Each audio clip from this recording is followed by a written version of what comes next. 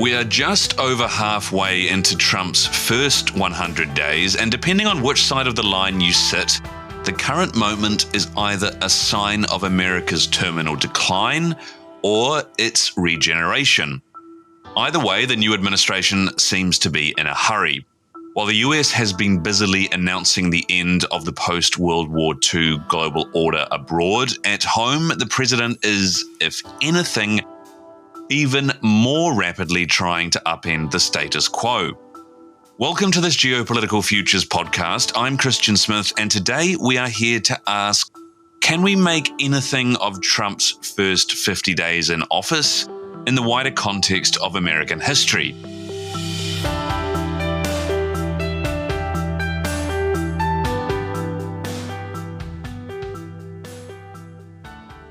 Joining us to tell us that we certainly can is Geopolitical Futures founder and chairman, George Friedman. Hello, George. How you doing? I am well. I'm in the land of good weather for once, so I'll be happy with that. George, let's start with this ceasefire proposal to Russia. As of the time of recording, and we'll need to beg your forgiveness, listeners, for this because things are moving quickly. But as of the time of recording, Vladimir Putin has responded to the ceasefire proposal with certain conditions or vague conditions. Let's start at the beginning, though, George. The ceasefire, will it work? Well, remember, think of a poker game. When you have a bad hand, look great and happy. When you have a great hand, look like your mother died. Never give away what you're thinking at a poker game. The same is true of diplomacy. You may have in mind what you need, but the more eagerly you need it, the higher the price you'll pay. The prices these people pay are not just international, but domestic. Putin is well aware of unhappiness inside of Russia, about the dead, about the economy, and so on. He's aware that the pressures are on him not just from outside, but the inside of, okay, it's been 3 years, we're not going to get any more, let's stop this. There is not an anti-war movement, although there could be one. This is not Stalin's Russia, but there's displeasure, not by everyone, as in the United States. In the United States, Trump has to prove that his style of foreign policy is more effective in this era than the prior one. He has to prove that he can do it. So there was a meeting with Zelensky where the United States did something Russia really wanted. It broke with the Ukrainians. It was then announced that we will no longer send arms to Ukraine, nor intelligence. Russia did what in poker is called a gut check. What does that mean that you didn't do it? And he said, are you abandoning Ukraine or not? And he fired off a large volley of rockets at Ukraine. If we don't respond, we've lost the negotiation. So naturally, Ukraine the next day was authorized, and I'll put it that way if you wish, to blow the hell out of the Russians. And that was a massive attack on them. And basically, that was the answer from Trump. Are we ready for a peace accord? Yeah. You want war? You got it. And he resumed the flow of weapons to Ukraine. And he resumed information and intelligence, and he went back to his prior position. Now, traditional politicians would say, let's have a meeting. They had a meeting. Putin and Trump understand each other. Fortunately, if they're cut of the same metal, if you will. If that's unfortunate, I don't know. I think it's pretty good. So Putin now knows that there can be a peace agreement, and he's not going to be able to exploit it militarily. On the other hand, he doesn't want to appear weak. He doesn't appear that all this was for nothing. So he's tried another move, a move that doesn't threaten Ukraine so much. He's agreed, in principle, that he will keep the land that he conquered in Ukraine, of the Ukrainians, and we will accept that for peace, and that goes on. That makes sense. The city of Kursk is not a Ukrainian city. The Ukrainians, the Russians have occupied it. It was part of Ukraine, but not a Ukrainian city, a Russian city. It didn't occupy it, it was just where the borders were drawn. And the Russians, the issue now is, what do we do with the city of Kursk? The Ukrainians want it back because of part of their border. The Russians want it back because of the Russian population. And we're doing another gut check. What's going to happen? So what we're doing now is negotiating, Putin-Trump style.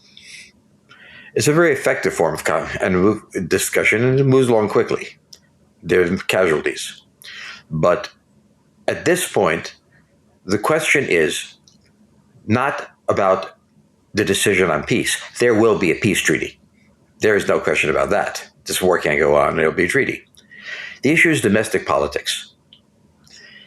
If Trump falls, he gave 1 million lives to take a slither of land that's supposed to have rare earths. Well, having rare earths is easy. Everybody has rare earths. Producing it, that's the price. It's not cheap. The money is spent on generating the purity of it. So merely having rare earths is not rare, although they tried to make it sound that way. Now, the Americans, if they walk away from any part of Ukraine that was part of Ukraine, whatever the principle was, now has conceded. He said, okay, you can take territory in Ukraine that wasn't yours, and hold on to it, okay? The city of Kursk. That is now the issue under. So the Russians have increased their pressure on Kursk, where they're mostly in charge. The Ukrainians want to counterattack.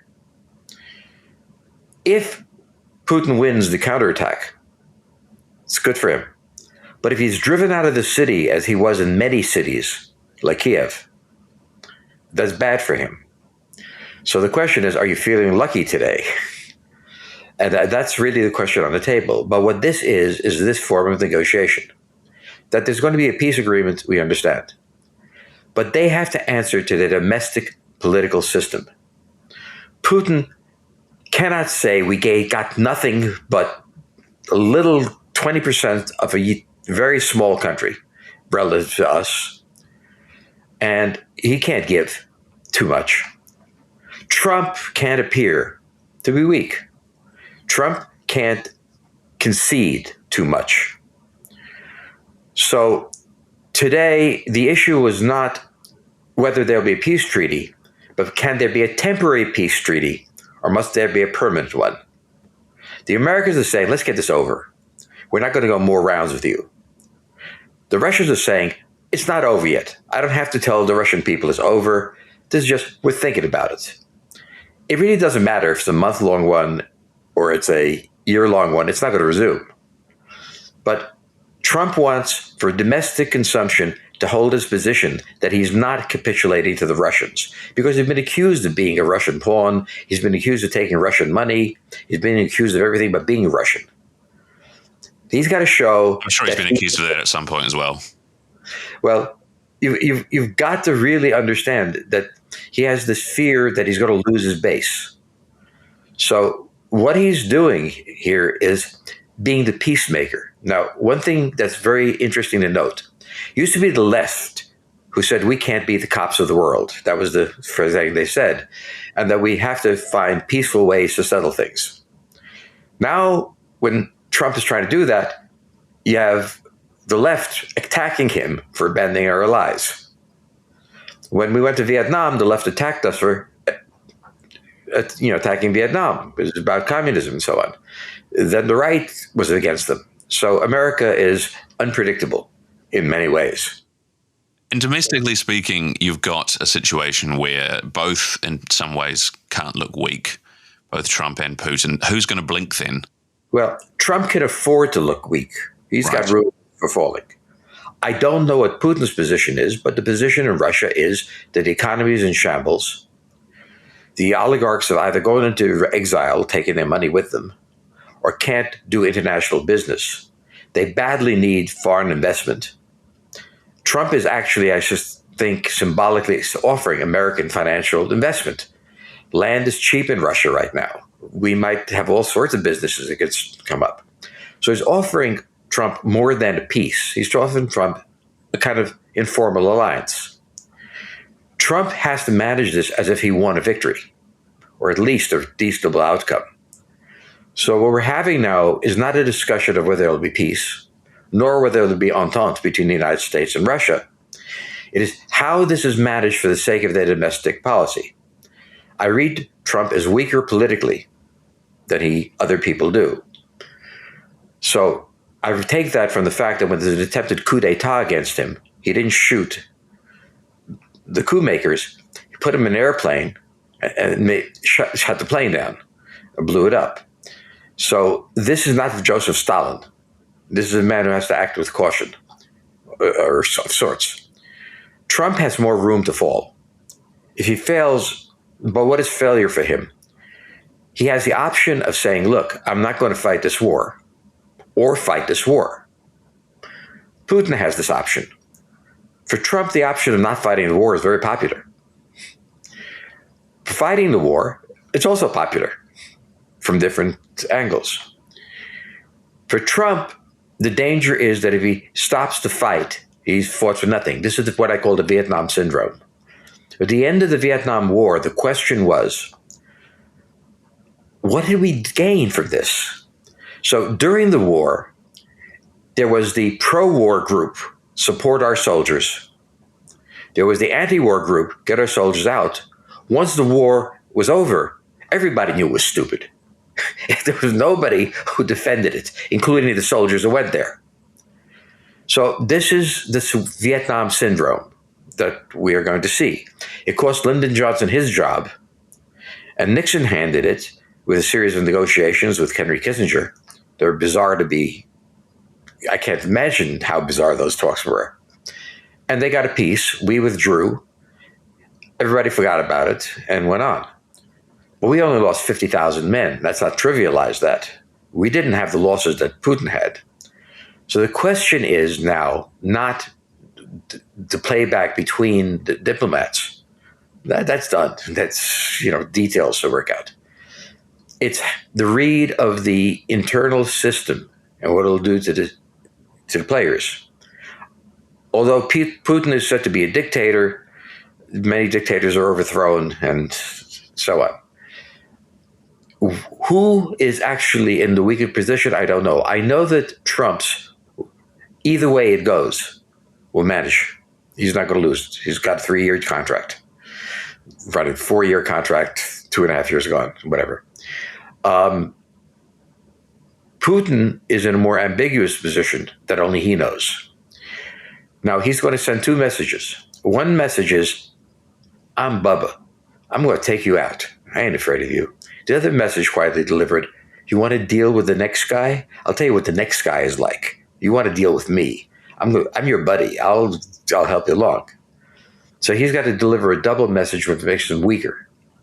Therefore, Trump will at a certain point become very accommodating. He is now. Let's have a 1-month truce. Putin can't accept that. Can't have a one-man. We have to have a full-year truce, permanent truce. Okay, now we're down to not whether we're going to have a truce, but how long it lasts. So maybe we take a 1-month truce, and that's how it depends. But look now at the internal politics of the countries. When countries leave a war, is the internal politics that matter. The external politics are set here. And of course, we've got the added viewpoint of Ukraine and whether or not they'll stick with any variations on the ceasefire that they've agreed on, which will, of course, add different dynamics to Trump's side of things. If they really want to go to war, they'll go to war with European help. Anybody going to war with European help is crazy. Who knows which European country will do what and how long and everything else. And the Europeans will put even more pressure on him to make a peace. The Americans have no stake in this. The Europeans do. So my reading is if Putin really wants to end this, and I think he does, he's going to deal with Trump. If Trump pulls out of the deal, Ukrainians cannot defend themselves by themselves without the flow of weapons. I don't know that the Europeans have the capacity to match the flow of weapons. They can put some in, and they did put some in, but not the critical amount. So I don't think the Ukrainians will resist. I think the argument in the office of the president, Zelensky, and him, staged or not, it made it very clear what a split makes. The next day, remember, Putin's ambassador met with him where? In Riyadh. Zelensky and this guy in Riyadh, Kudryakov. So it indicated to the Russians, we haven't broken with them. We're not in love with them. These guys are playing poker and they're giving signals to each other. And each side is writing what's called in poker a get. A get is where you show your hand somehow. You twitch your eyebrow and you know the other guy, every time he twitches his eyebrow, is scared. That's a get. So we'll see. But we are certainly going to peace.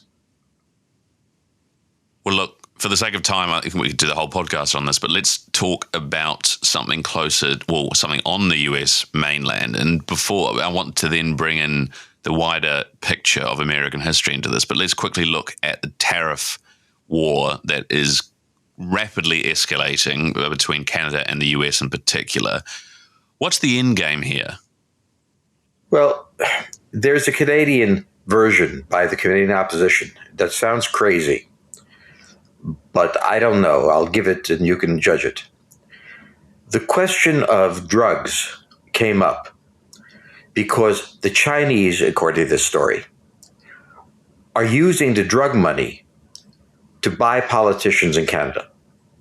And that they've gotten deep into the government. This is a story, not mine.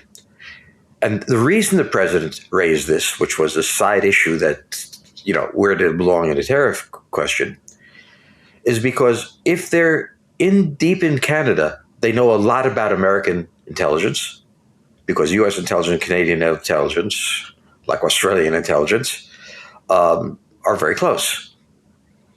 Now, and English intelligence. Now, the story on this goes that part of this was to warn the successor to Trudeau. We got it. We know it. We're not going to call you on it publicly. I'm not going to charge Canada with being under Chinese control. But you got enough newspapers there mentioning it. So this is one of the theories of why we're doing this with the Canadians, that we're very much afraid.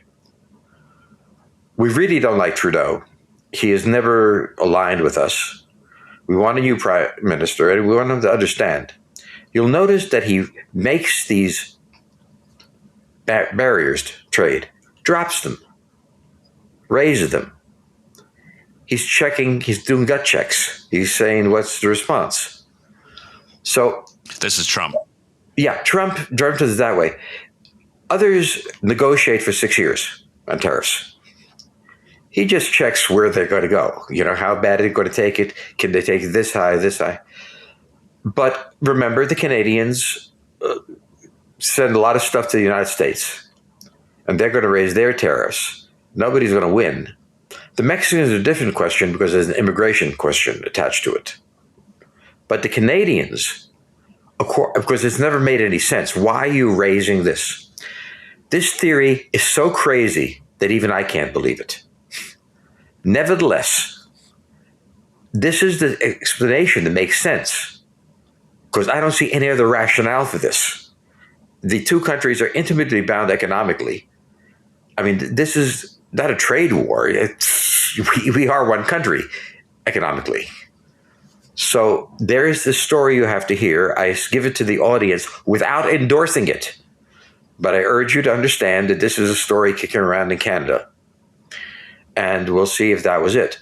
But I think you also have to understand that he has a style that you see in Ukraine. We asked you to limit tariffs on this and that, lift him. They said, no, we slam him with a nuke. You take it, you don't take it. He drops it. Could it be better? No. Bang, up again. This is his style of negotiation. He grew up very close to where I grew up. He grew up in Queens, in Jamaica Heights, the very nice neighborhood. I grew up stealing things from Jamaica Heights. It was very different, okay? I lived in the other part. But I know him in a way that anybody from the old neighborhood would know him. And this is how you did it. So I recognize the style. I'm going to beat you up. You couldn't beat up my mother. You haven't got a mother. These kind of conversations were standard schoolyard discussions. And they sometimes end in a fight, sometimes walking away, whatever. What I read in Trump is that he's looked at the way that people negotiate in business. It is really stupid. In business, they sit down, threaten each other formally, but it's just a formal threat. Everybody knows it doesn't mean it. With him, he doesn't know if it's a real threat or not. Just like in the schoolyard back in Jamaica. And this is what, most of the elite can't grasp. They didn't do this at Andover. They didn't do this at that. But at Junior High School 59, we did this. And so it really has to understand there's a cultural element that appeals to the working classes. It's as you Britishers, New Zealanders talk about it. It belongs to them, a kind of politeness we urbanites didn't have. And he comes from that world, and that's why the working class loves him. He's one of them. He's not Biden making these amazingly promising talks about a future of a beautiful America. He's one who says, I'm going to beat their heads in if they don't do what I say. Okay, man, we understand you. So this is his secret to success. And nobody who didn't grow up, well, not in Jamaica Heights, but in the Jamaica dumps, doesn't understand what he's doing. That's his negotiating style. It's not a style. It's how he grew up. Instead of as you say, he certainly grew up on the nice side of Jamaica Heights. Instead of threatening, he just does and sees what happens. When we went to school, we sometimes went together. He went to private school, of course, but the culture remained the same. The way in which young males interacted was always in a threatening way to determine who's powerful. And the one who was powerful is the one the girls liked. I mean, you would say girls hated it. It's very tasteless that they fought. But the winner, he got the girl. So to take it back to an infantile level of analysis, I've seen this before. I mean, that's the way it was done where he came from and out of that culture. And he's doing it with trade. Okay? What do you got? Well, speaking of seeing things before, we are a geopolitics podcast, of course, but bear with us because we want to look internally in the US now. Elon Musk is, of course, doing a lot to try and upend the normalcy, the norms of the federal government. George, I want to talk about what's behind that and what's behind US domestic politics right now. You wrote a book a few years ago, came out at the beginning of 2020, The Storm Before the Calm, America's Discord, The Crisis of the 2020s, and the Triumph Beyond. Talk us through what we're seeing with the way that the federal government is being restructured right now. First, the norm of the United States is breaking norms. This country was founded by breaking every British colonial norm, every guardrail, and about emerged from it Washington and the whole era. 50 years later, it wasn't working because the settlers moved west. We'd gotten on the west. The Easterners went one way, the other way. The Westerners had to have banking money. Andrew Jackson emerges. He wrecks the banking system. There's a national, but he gets money at lower price rates sent to the Midwest where he's working.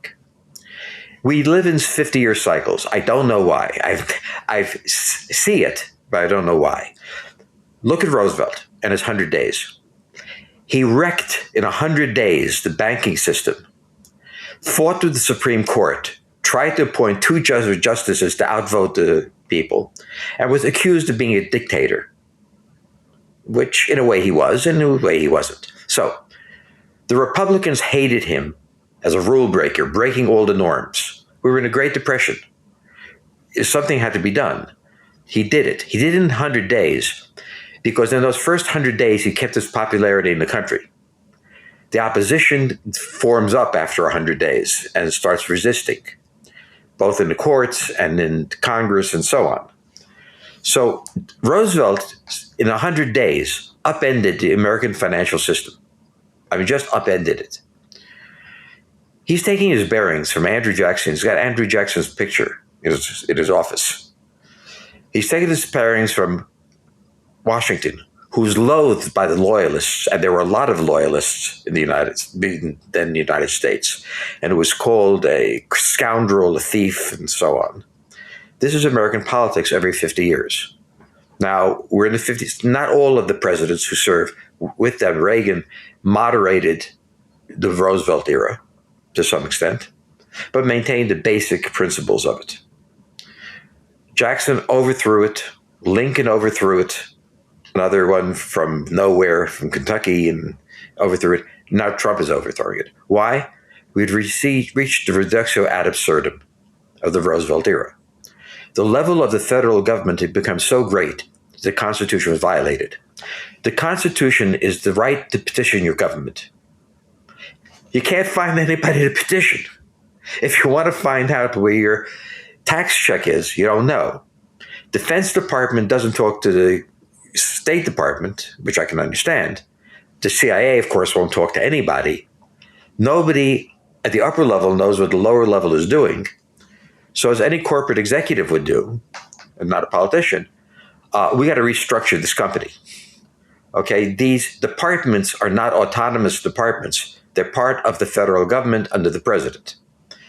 And the symbolic gesture, everybody write me what you did last week. Well, of course, who's going to read it? The point was, you have a job to do, and you're responsible for it. The public endorses it because these are autonomous bodies. The Department of Education sets rules on education autonomously. The president has no place to supervise this. The presidency can't supervise it unless it's much smaller. So, for example, they might be setting rules on gender, okay? That no one in Congress approved, no one in the presidency approved, but nobody knows they did it because it was such a low level. So there's this discord at the weight it is doing it. You should do it more carefully. Except as Roosevelt knew, I can't do it more carefully. If I waited, it wouldn't have happened. So Trump, who's smarter than he looks, and that's deliberate. He doesn't want to show how smart he is. He wants to show he's the boy from Jamaica. He wants to be able to get this done, or at least break the back of the opposition. That's what Roosevelt did. It's what Washington did. It's what Lincoln did with the Civil War. This is part of the tradition when it structurally changes. The old structure didn't work. The old culture, the culture that went from equal opportunity to equal outcome, that was insupportable, okay? And the fact that we're still fighting a Cold War. It's like we were still fighting World War II. The Cold War didn't end when Khrushchev fell. It ended when Putin couldn't take Ukraine. It's no longer a superpower. So what he understood is that the country was really sick of it. This was proven by the fact that the country voted for him overwhelmingly. All three houses are in his hands. The presidency, the two houses of Congress. Now his opponents demonize him, not the people who voted for him, although they demonize the people who voted for him. As did the rich about the poor, and so on and so forth. South against the North. We can run to these periods of demonization. Demon presidents, demon followers, and so on. But that's the way we avoid getting into the European problem of 200-year-old ministries still working as if they were negotiating with Napoleon. The Europeans have a stable system. It changes very infrequently. This is why your client is a great power. After World War II, they couldn't adjust to the world they were in. The Americans adjusted rapidly because Roosevelt put a culture of change in Truman's hands when he died. So what I would say is this is a norm periodically. This is the storm before the calm. We're in the storm. All the norms are being broken.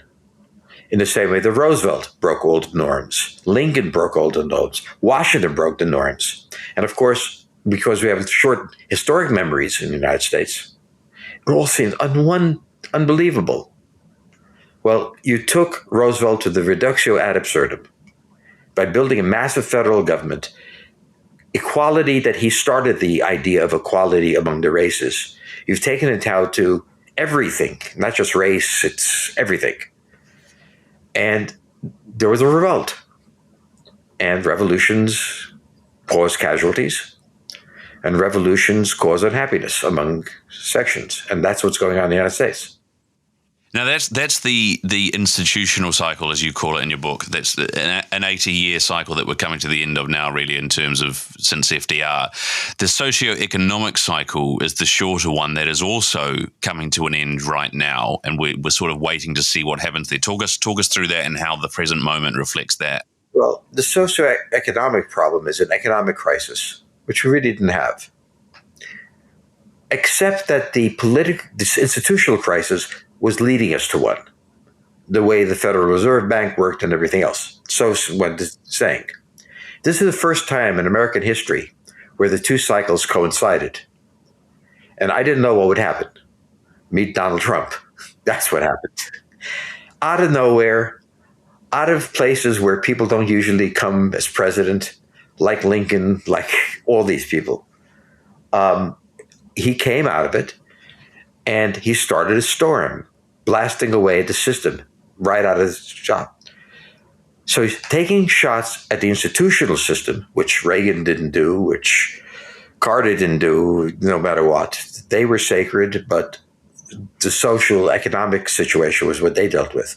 When Reagan came to power, it was an economic problem. That was something terrible. There was no real economic problem here. It was a cultural problem and an institutional problem. And so this is the difference in this one, that the two cycles for the first time in history came to their bottom at the same time. And therefore you see the trade situation, the institutional situation, the shift in foreign policy taking ways and didn't have before, with a speed that has been taken before, a rage on both sides that's normal for the United States. I mean, we're not England, It's only the English rage against. We are Americans. We rage against each other. Of course, some are from Ireland and some from England. So the point is, we transferred it. From a foreign point of view, the Americans are collapsing. They keep saying, we don't trust in America. And we keep saying, who asked you to trust us? So there's a disconnect between Europe and the United States on this. And Russia is starting to learn what this moment means. So Biden was a nice guy. He didn't push around and he just said weapons. That was from the previous cycle. It wasn't Biden.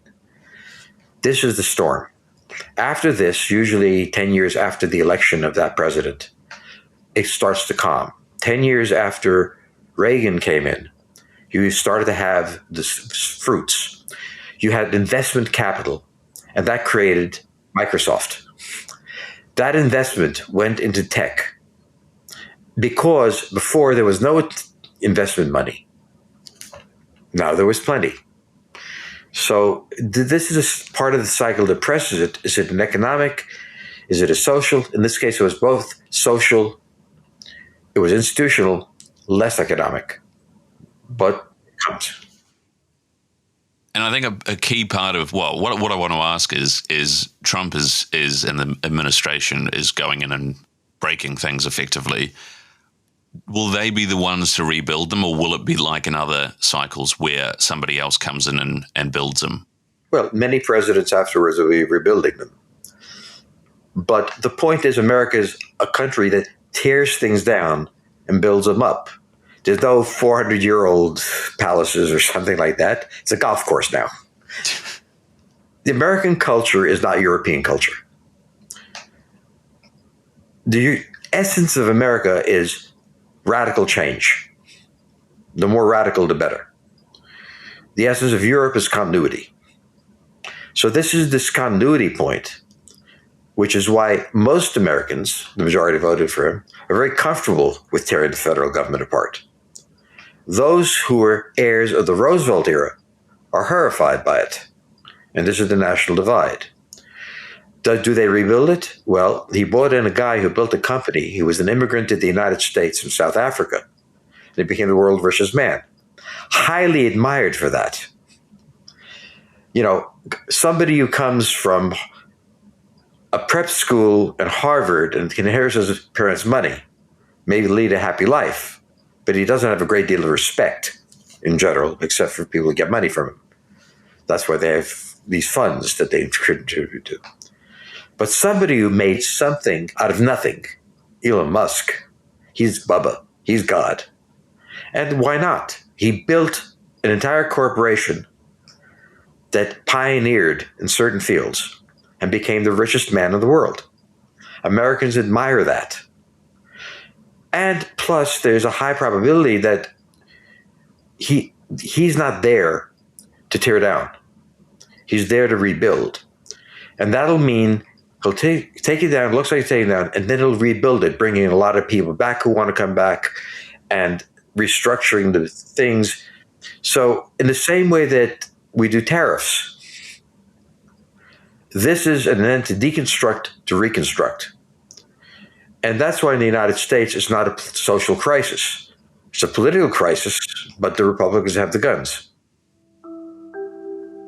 Well, it sounds like in many ways the storm is just beginning, so it's going to be a windy 4 years, shall we say. George, thanks. It's wonderful to hear. This is where I make money. Okay? Peace and freedom in the times. How am I going to do anything? Nothing's happening in the world today but happiness. Unfortunately, geopolitics is based on human misery. Wherever in the world you got it.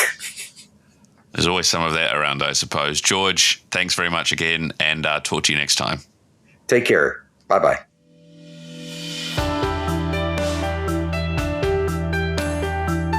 Talking Geopolitics is brought to you by Geopolitical Futures, your source for geopolitical forecasting and analysis.